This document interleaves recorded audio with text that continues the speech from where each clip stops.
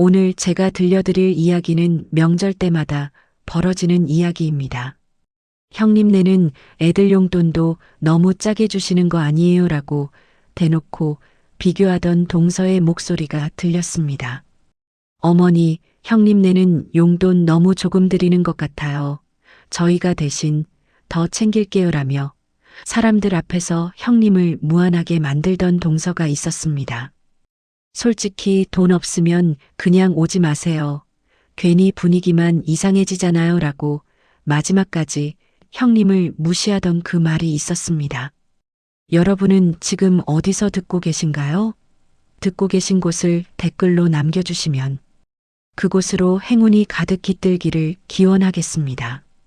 구독과 좋아요는 큰 힘이 됩니다. 이야기 시작하겠습니다. 명절이 다가오면 설레는 분도 계시지만 두려운 분도 계시죠. 영숙이에게 명절은 늘 부담이었습니다. 설날 아침 서울 강남의 시댁 고급 아파트로 향하는 차 안에서 저는 한숨을 쉬었습니다. 남편이 물었습니다. 여보, 괜찮아? 저는 고개를 끄덕였지만 속마음은 달랐습니다. 괜찮을 리가 없었죠. 동서 미정이를 만나야 하니까요. 시댁에 도착하자 동선의 부부가 이미 와 있었습니다. 아파트 주차장에는 최신형 외제차가 서 있었고 동서는 명품 가방을 들고 있었죠. 저는 우리 차를 보며 또 한숨이 나왔습니다. 10년 넘은 국산차였으니까요. 안으로 들어가자 동서가 반갑게 인사했습니다. 형님 오셨어요. 겉으로는 다정했지만 눈빛은 달랐습니다. 저를 위아래로 훑어보는 그 시선이 불편했죠. 시어머니께서 반갑게 맞아주셨습니다. 영숙이 왔구나, 애들은. 아이들이 할머니께 세배를 드렸습니다. 저는 부엌으로 향했습니다. 명절 음식 준비를 도와야 했으니까요. 부엌에서 일하는데 동서가 들어왔습니다. 겉으로는 도우러 온 것 같았지만 사실은 달랐습니다. 형님, 요즘도 그 아파트 사세요? 라고 동서가 물었습니다. 목소리는 부드러웠지만 의도는 뻔했죠. 저는 대답했습니다. 응, 아직 거기 살아. 동서가 고개를 끄덕이며 말했습니다. 아, 그래도 집이 있는 게 어디예요? 요즘 집값이 얼마나 비싼데. 하지만 그 말투에는 동정이 묻어났습니다. 아이들 학원은 다니게 하세요? 라고 또 물었습니다. 저는 칼질하는 손을 멈추지 않고 대답했습니다. 필요한 것만 보내. 동서가 혀를 찼습니다. 요즘 세상에 학원 안 보내면 애들이 뒤처지는데 저희 애들은 영어, 수학, 코딩까지 다 다니거든요. 저는 아무 말도 하지 않았습니다. 뭐라고 대꾸해야 할지 몰랐고 대꾸한다고 해서 달라질 것도 없었으니까요. 거실에서는 남편들이 이야기를 나누고 있었습니다. 동서 남편은 대기업 임원이었고 제 남편은 중소기업에 다녔습니다. 그 차이를 동서는 늘 강조했죠. 음식 준비가 끝나고 명절 상이 차려졌습니다. 화려한 음식들이 상 위에 가득했고 가족들이 둘러앉았습니다. 겉으로 보기에는 화목한 가족이었습니다. 웃음소리도 나고 이야기꽃도 피었죠. 하지만 저는 알고 있었습니다. 이 화목함이 얼마나 얇은 거칠애인지 말이죠. 식사가 끝나고 드디어 세배 시간이 되었습니다. 아이들이 어른들께 절을 했고 세뱃돈을 받는 시간이었죠. 저는 미리 준비한 봉투를 꺼냈습니다. 형편이 넉넉하지 않아 조카들에게 5만 원씩 밖에 넣지 못했습니다.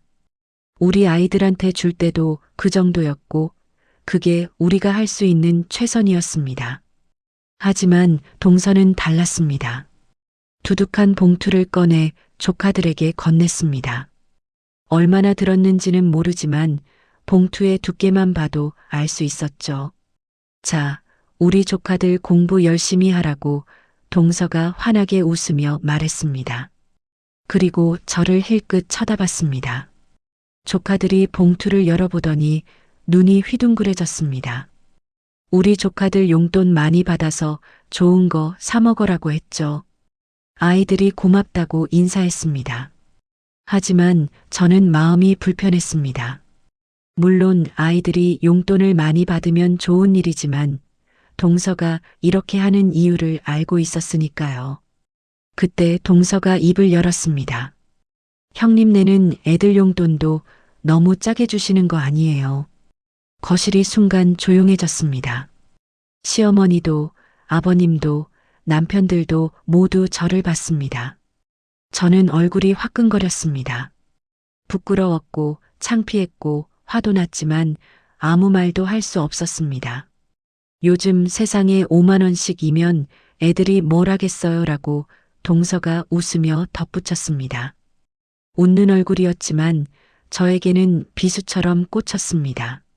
남편이 끼어들었습니다. 우리 형편에 그게 최선이야. 동서가 손사래를 쳤습니다. 아니에요, 아주버니. 저는 그냥 요즘 물가가 워낙 비싸서 걱정돼서 그래요. 애들이 불쌍하잖아요. 애들이 불쌍하다는 말에 저는 가슴이 무너지는 것 같았습니다. 우리 아이들이 불쌍하다고요. 우리가 형편이 어렵다고 해서 우리 아이들이 불쌍한 건가요? 시어머니께서 분위기를 바꾸려고 말씀하셨습니다. 그래도 마음이 중요하지. 돈이 뭐 그리 중요하냐? 하지만 동서는 멈추지 않았습니다. 그래도 어머니, 요즘은 마음만으로는 안 되잖아요. 현실적으로 생각해야죠. 저는 고개를 숙였습니다. 더 이상 이 자리에 있고 싶지 않았습니다. 하지만 일어날 수도 없었습니다. 명절 자리에서 일어나면 더 이상해질 테니까요. 시어머니께 용돈을 드리는 시간도 고통이었습니다. 저는 준비한 봉투를 드렸습니다. 형편이 어려워 많이 드리지 못했지만 정성껏 준비한 거였습니다. 동서도 봉투를 꺼냈습니다. 역시 두둑했습니다. 어머니, 이번 달 용돈 잘 쓰세요라며 환하게 웃었죠. 시어머니께서 고맙다고 하셨지만 저는 눈치를 봤습니다. 어머니 표정에서 우리 봉투와 동선의 봉투를 비교하시는 게 느껴졌으니까요. 명절이 끝나고 집으로 돌아오는 차 안에서 저는 창밖만 봤습니다. 남편도 말이 없었습니다. 아이들은 뒷자리에서 받은 세뱃돈을 세며 즐거워했지만 저는 전혀 즐겁지 않았습니다. 집에 도착해서 남편에게 말했습니다. 여보, 우리 형편에 어떻게? 남편은 한숨만 쉬었습니다. 미안해. 내가 더 잘 벌었어야 하는데. 아니에요. 당신 잘못이 아니에요. 저는 남편을 위로했지만 마음속은 무너져 내리고 있었습니다. 그날 밤 잠이 오지 않았습니다. 동서의 말들이 귓가에 맴돌았습니다. 애들 용돈도 너무 짜게 주시는 거 아니에요. 요즘 세상에 5만 원씩이면 애들이 뭘 하겠어요. 애들이 불쌍하잖아요. 저는 베개에 얼굴을 묻고 울었습니다. 돈이 없다는 게 이렇게 서러운 일인지 그때 처음 알았습니다. 그 설날 이후로 제 삶은 더 힘들어졌습니다. 동서의 무시는 명절 때만이 아니었습니다. 가족 모임이 있을 때마다 전화 통화를 할 때마다 계속되었죠. 시어머니 생신이 다가왔습니다. 저는 남편과 의논했습니다. 이번에는 조금 더 드려야 할 것 같아요. 남편이 고개를 끄덕였습니다. 그래, 그래야지. 하지만 남편 얼굴에는 걱정이 가득했습니다. 우리 형편도 빠듯한데 말이죠. 저는 살림을 아껴서 용돈을 준비했습니다. 한 달 동안 반찬을 줄이고 제 옷은 사지 않았습니다. 그렇게 모은 돈으로 봉투를 준비했죠. 생신날이 되었습니다. 시댁에 가니 역시 동선애가 먼저 와 있었습니다. 거실 테이블 위에는 커다란 케이크와 선물 상자들이 놓여 있었습니다. 저희도 준비한 선물이 있었습니다. 시어머니께서 좋아하실 만한 스카프였습니다. 비싸지는 않지만 정성껏 고른 거였죠. 동서가 제 선물을 보더니 말했습니다. 어머니, 형님이 스카프 사오셨네요. 예쁘다. 겉으로는 칭찬이었지만 목소리에는 뭔가 깔려 있었습니다. 그러고는 자기가 준비한 선물을 꺼냈습니다. 명품 브랜드 가방이었습니다. 어머니, 이거 요즘 인기 많은 거래요. 어머니한테 잘 어울리실 것 같아서 샀어요. 시어머니 눈이 커졌습니다. 어머, 이게 얼마짜린데? 이런 것까지 사오고. 동서가 손을 내저었습니다. 에이, 어머니한테 드리는 건데 뭐가 아까워요. 저는 제 선물 상자가 초라하게 느껴졌습니다. 옆에 놓인 명품 가방과 비교하니 더욱 그랬죠. 용돈을 드리는 시간이 되었습니다. 저는 준비한 봉투를 꺼냈습니다. 한 달 동안 아껴서 모은 돈이었습니다. 어머니, 생신 축하드려요. 건강하세요. 시어머니께서 고맙다고 하시며 받으셨습니다. 동서도 봉투를 꺼냈습니다. 역시 두둑했습니다. 어머니, 맛있는 거 드시고 필요한 거 사세요. 시어머니께서 두 봉투를 받으시는데 표정이 묘했습니다. 무게 차이가 확실히 느껴지셨을 겁니다. 저녁 식사 자리에서 동서가 말했습니다. 어머니, 형님네는 용돈 너무 조금 드리는 것 같아요. 저희가 대신 더 챙길게요. 그 말이 사람들 앞에서 나왔습니다. 시아버님도 계셨고 남편들도 있었습니다. 저는 숟가락을 든 손이 떨렸습니다. 얼굴이 화끈거렸고 고개를 들 수가 없었습니다. 남편이 끼어들었습니다. 우리도 형편껏 하는 거야. 동서가 웃으며 말했습니다. 아주버니, 오해하지 마세요. 저는 그냥 어머니가 편하게 지내셨으면 해서 그래요. 요즘 물가가 얼마나 비싼데요? 시어머니께서 말씀하셨습니다. 너희들 마음만 받아도 고맙다. 하지만 동서는 계속했습니다. 그래도 어머니, 현실적으로 생각하셔야죠. 저희가 조금 더 챙기는 게 맞는 것 같아요. 저는 그 자리에서 죽고 싶었습니다. 자존심이 산산조각 났습니다. 집으로 돌아오는 길, 저는 남편에게 말했습니다. 여보, 나 더 이상 못 가겠어. 너무 창피해. 남편도 한숨만 쉬었습니다. 미안해. 내가 무능해서. 아니에요. 당신 잘못이 아니에요. 하지만 제 목소리는 떨렸습니다. 그 후로도 동서의 무시는 계속되었습니다. 전화 통화를 하면 늘 은근히 비교했습니다. 형님, 애들 학원은 보내세요라고 물으면서 자기 애들은 영어학원, 수학학원, 예체능까지 다 다닌다고 자랑했습니다. 아이들 옷은 왜 그렇게 싼 것만 입혀요라며 자기는 백화점에서만 산다고 했습니다. 요즘 세상에 그 차는 너무 오래된 거 아닌가요라며 자기네는 새 차로 바꿨다고 말했습니다. 저희는 해외여행 다녀왔는데 형님네는 어디 안 가세요라며 여행 사진을 보내왔습니다. 하나하나가 제 가슴에 비수처럼 박혔습니다. 동서는 직접적으로 욕하지 않았습니다. 하지만 늘 은근하게 돌려깎았죠. 저는 점점 가족 모임이 두려워졌습니다. 명절이 다가오면 벌써부터 가슴이 답답했습니다. 시댁에 가는 게 지옥처럼 느껴졌죠. 하지만 남편과 아이들을 위해 참았습니다. 내색하지 않으려고 애썼습니다. 집에 와서야 혼자 울었습니다. 어느 날은 아이가 물었습니다. 엄마, 우리는 왜 고모네처럼 못 살아요? 그 질문에 저는 할 말을 잃었습니다. 뭐라고 대답해야 할지 몰랐습니다. 엄마 아빠가 열심히 사는 건데 조금만 기다려라. 겨우 그렇게 대답했지만 아이 얼굴에는 실망이 가득했습니다. 그날 밤 남편에게 말했습니다. 여보, 우리 아이들한테 미안해. 남편이 제 손을 잡았습니다. 우리가 잘못한 게 아니야. 우리도 최선을 다하고 있잖아. 알아요. 하지만 세상은 최선을 다하는 것만으로는 인정해주지 않잖아요. 저는 눈물을 흘렸습니다. 시어머니 칠순잔치가 다가왔습니다. 큰 행사였기 때문에 용돈도 넉넉히 드려야 했습니다. 저는 또 한 달 동안 허리띠를 졸랐습니다. 반찬을 줄이고 외식을 끊고 아껴서 돈을 모았습니다. 칠순잔치 날이 되었습니다. 호텔 연회장에서 성대하게 치러졌습니다. 친척들이 모두 모였고 화려한 자리였죠. 용돈을 드리는 시간, 저는 준비한 봉투를 꺼냈습니다. 최선을 다해 준비한 거였습니다. 동서도 봉투를 꺼냈습니다. 눈에 띄게 두꺼웠습니다. 그때 동서가 사람들 앞에서 말했습니다. 형님, 솔직히 돈 없으면 그냥 오지 마세요.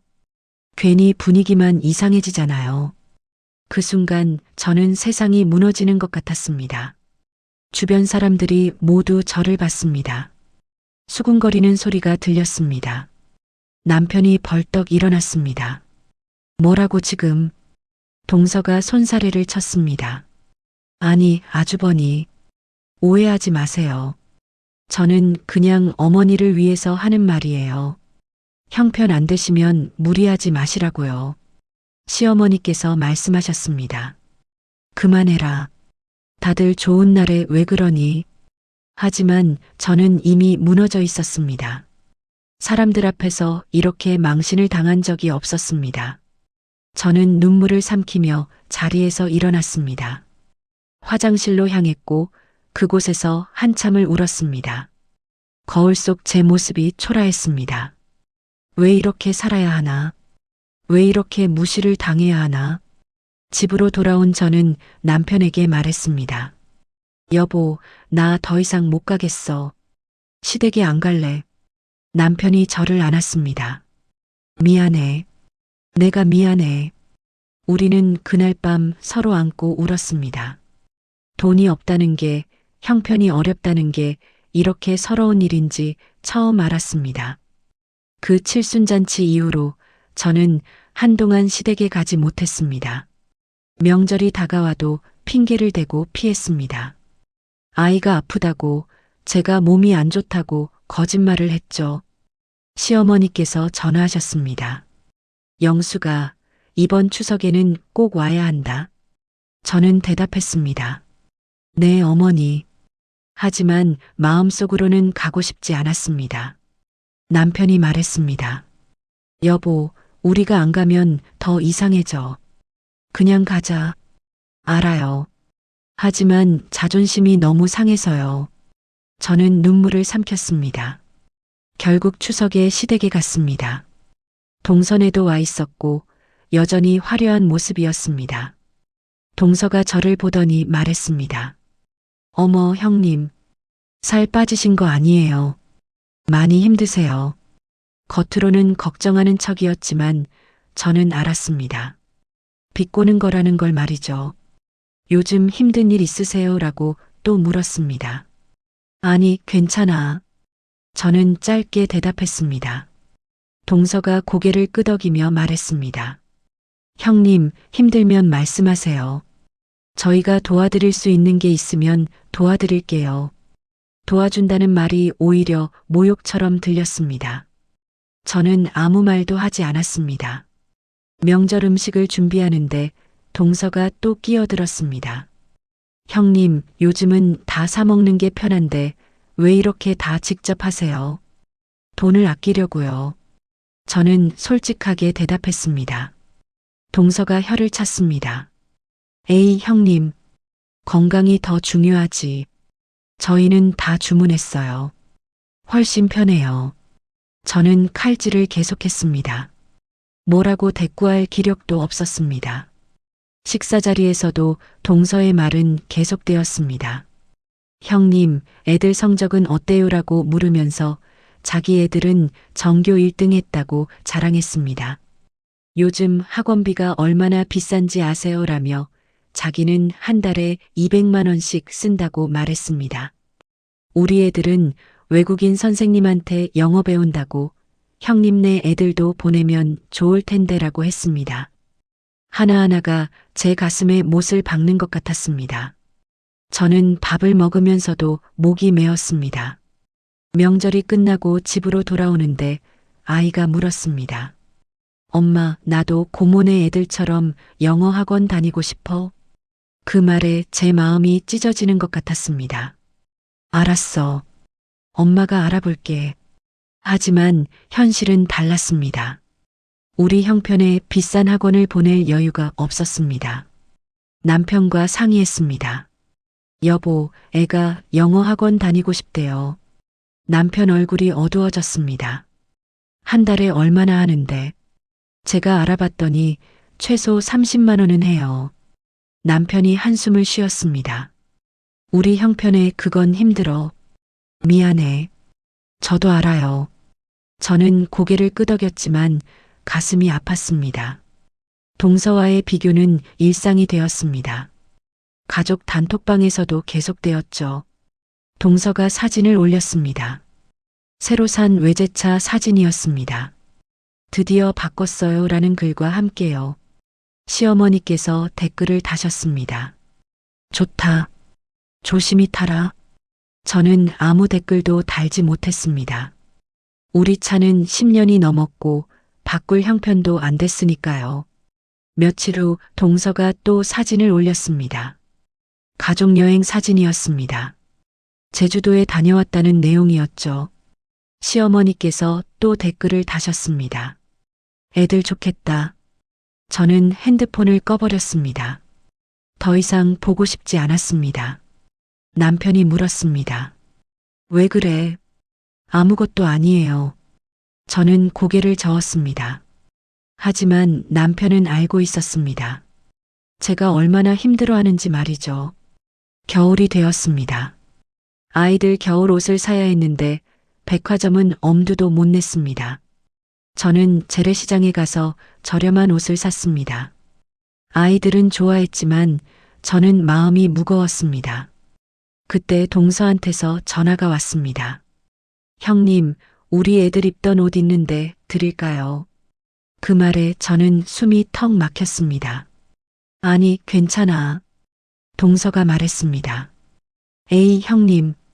아깝잖아요. 우리 애들 한두 번 입은 거라 거의 새 옷이에요. 정말 괜찮아. 저는 단호하게 말했습니다. 전화를 끊고 나서 저는 한참을 멍하니 앉아 있었습니다. 헌 옷을 주겠다고요. 그것도 자기 애들 입던 걸요. 물론 동서 입장에서는 좋은 의도였을 수도 있습니다. 하지만 저에게는 모욕처럼 느껴졌습니다. 명절마다, 가족 모임마다, 전화 통화할 때마다 동서의 비교는 계속되었습니다. 저는 점점 지쳐갔습니다. 자존감은 바닥을 쳤고 살아갈 의욕도 사라졌습니다. 어느 날 밤 혼자 울면서 생각했습니다. 나는 왜 이렇게 사는 걸까? 돈이 없으면 이렇게 무시당하며 살아야 하는 걸까? 하지만 포기할 수는 없었습니다. 남편과 아이들이 있었으니까요. 저는 이를 악물었습니다. 언젠가는 우리도 나아질 거라고 믿으며 버텼습니다. 인생은 정말 알 수 없는 겁니다. 그렇게 힘든 시간이 흐르고 몇 년이 지났습니다. 저희는 여전히 빠듯하게 살았지만 그래도 버텼습니다. 어느 날 남편이 회사에서 돌아와 말했습니다. 여보, 우리 회사가 큰 프로젝트를 따냈대. 그래요. 다행이네요. 저는 밥을 차리며 대답했습니다. 남편이 웃으며 말했습니다. 그것만이 아니야. 나한테 팀장 제안이 들어왔어. 제 손이 멈췄습니다. 정말요? 응. 연봉도 많이 오른대. 남편 얼굴에 희망이 보였습니다. 저는 남편을 안았습니다. 여보, 정말 잘 됐어요. 축하해요. 그때부터 조금씩 달라지기 시작했습니다. 남편의 연봉이 올랐고 생활이 조금 나아졌습니다. 그리고 얼마 후 더 큰 기회가 왔습니다. 남편이 오래 준비하던 작은 사업을 시작할 수 있게 된 겁니다.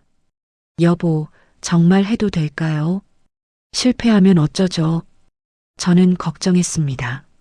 남편이 제 손을 잡았습니다. 여보, 한번 해보자.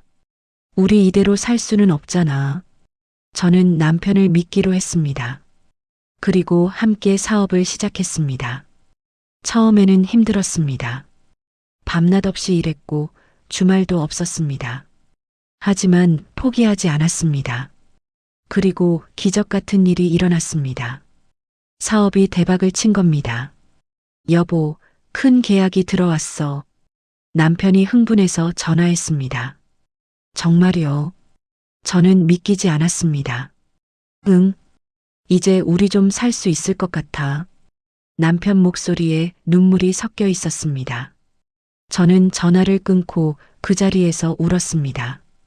기쁨의 눈물이었습니다. 조금씩 형편이 좋아지기 시작했습니다. 빚을 갚았고 저축도 할 수 있게 되었습니다. 아이들 학원도 보낼 수 있게 되었습니다. 옷도 백화점에서 살 수 있게 되었죠. 그렇게 1년이 지나고 2년이 지났습니다. 저희는 완전히 달라져 있었습니다. 넓은 아파트로 이사했고 차도 새로 샀습니다. 무엇보다 마음이 편안해졌습니다. 그런데 이상한 소식이 들려왔습니다. 동선에 문제가 생겼다는 거였습니다. 시어머니께서 전화하셨습니다. 영수가 너희 서방님 회사가 구조조정에 들어갔대. 네. 저는 놀라서 대답했습니다. 미정이가 많이 힘들어하더라. 시어머니 목소리가 걱정스러웠습니다. 저는 복잡한 마음이었습니다. 동서를 미워했지만 그래도 가족이었으니까요. 며칠 후 더 충격적인 소식을 들었습니다. 동서 남편이 무리하게 벌여놓은 사업이 실패했다는 겁니다.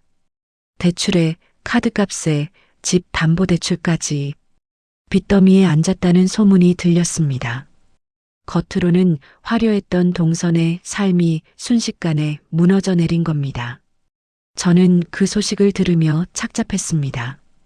기쁘지도 슬프지도 않은 묘한 감정이었습니다. 반대로 저희는 계속 좋아졌습니다. 사업이 더 커졌고 수입도 늘었습니다. 남편이 말했습니다. 여보, 우리 이제 정말 안정됐어. 저는 남편을 안았습니다. 고생 많았어요. 당신 덕분이에요. 남편이 고개를 저었습니다. 아니야. 여보가 옆에서 버텨줘서 가능했어. 저희는 서로를 꼭 안았습니다. 힘들었던 시간들이 주마등처럼 스쳐 지나갔습니다.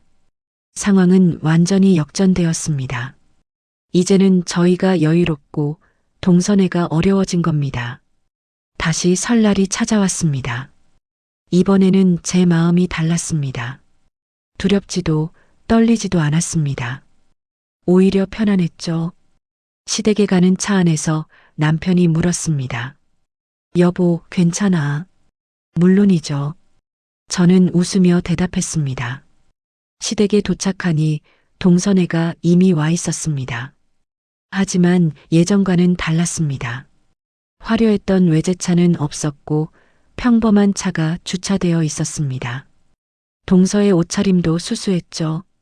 안으로 들어가니 동서가 저를 보더니 어색하게 웃었습니다. 형님 오셨어요. 저는 자연스럽게 인사했습니다. 응, 잘 지냈어. 동서 얼굴에 피곤함이 역력했습니다. 예전에 자신감 넘치던 모습은 온데간데 없었죠. 명절 준비를 하는데 동서가 부엌으로 들어왔습니다.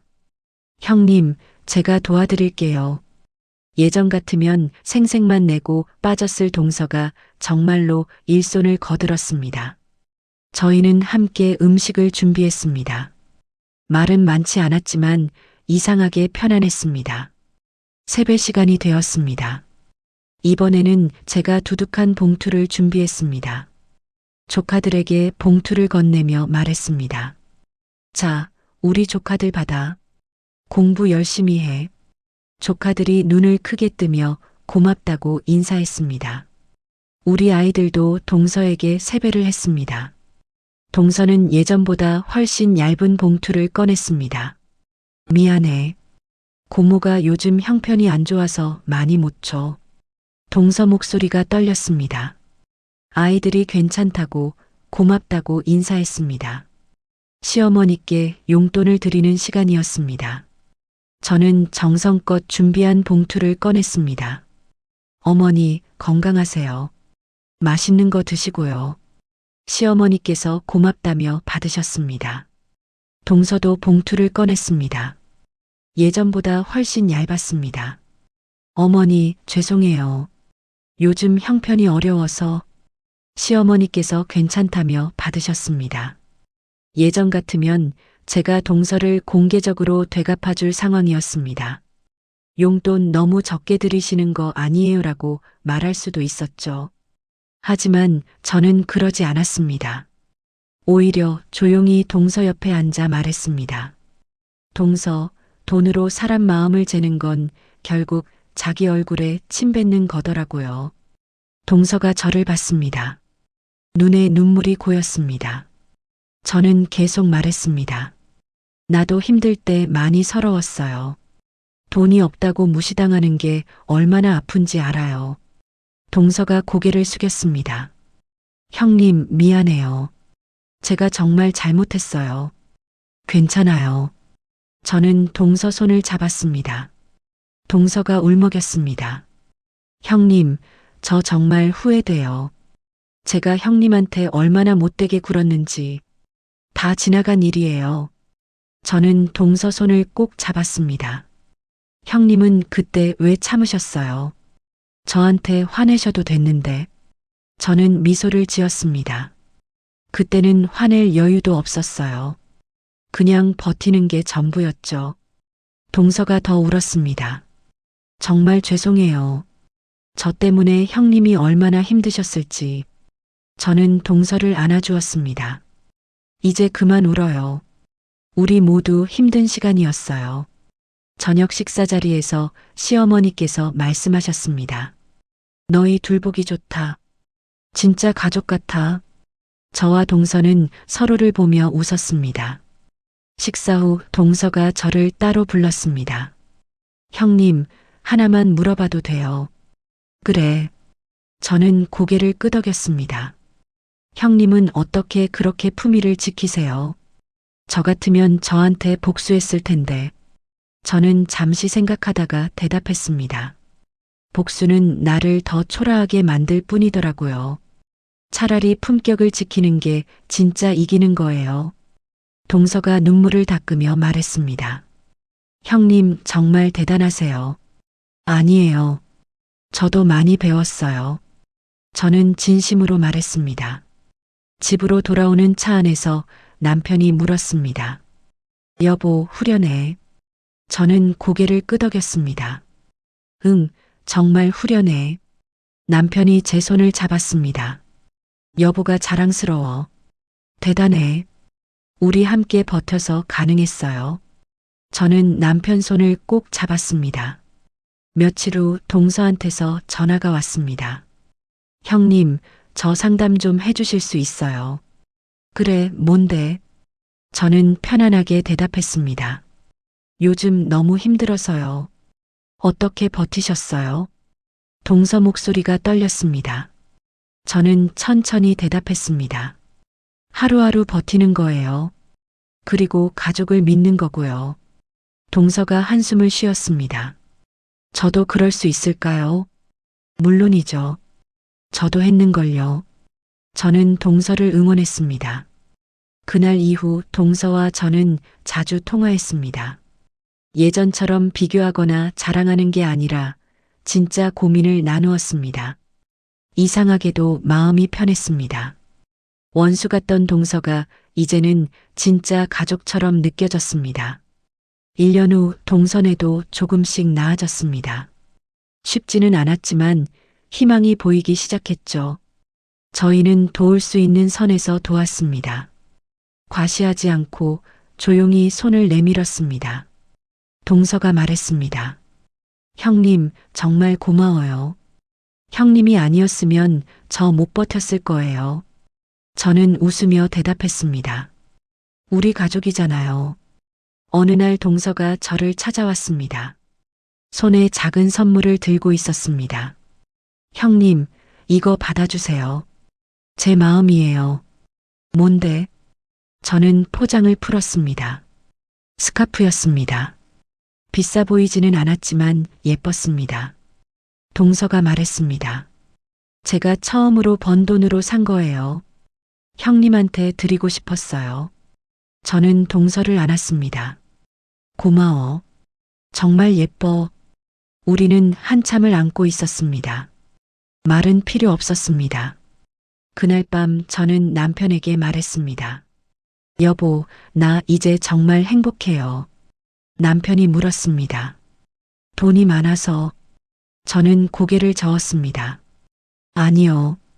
형편은 바뀌어도 가족은 남는다는 걸 알아서요.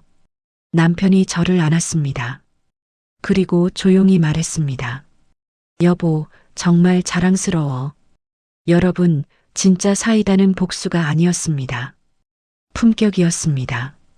돈으로 사람을 무시하던 동서는 결국 자기 얼굴에 침을 뱉은 거였고, 품격을 지킨 저는 진짜 가족을 얻은 겁니다. 그게 제가 배운 가장 큰 교훈이었습니다. 여러분, 오늘 이야기 끝까지 함께 해주셔서 고맙습니다. 세뱃돈 봉투 두께로 용돈 액수로 사람을 재기 시작하면 가족은 가족이 아니라 점수표가 되더군요. 저도 그 자리에서 많이 작아졌습니다. 속상했고 서러웠고 도망치고 싶었죠.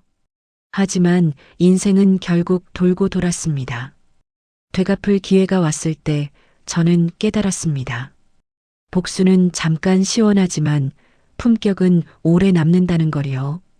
형편은 바뀌어도 사람 마음은 남습니다. 돈보다 중요한 건 결국 태도였습니다. 여러분도 비슷한 경험이 있으셨다면 댓글로 한 줄 남겨주세요. 구독과 좋아요는 다음 이야기를 만드는 큰 힘이 됩니다.